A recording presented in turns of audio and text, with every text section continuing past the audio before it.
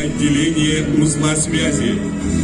Знамя Победы, штурмовой флаг 150-й ордена Кутузова второй степени Идринской стрелковой дивизии, водруженный 1 мая 1945 года на куполе здания Рейхстага в городе Берлине военнослужащими Красной Армии Михаилом Егоровым, Мелитоном Кантарье и Алексеем Берестом.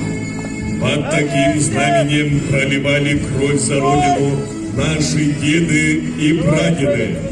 Время меняется, меняется государство, его символика, но Знамя Победы неизменно. Знамя Победы – это государственный флаг страны-победителя. В целях увековечивания народного подвига в Великой Отечественной войне 1941-1945 годов, вознаменование заслуг воинов, вооруженных сил и тружеников тыла перед Отечеством и в знак благодарности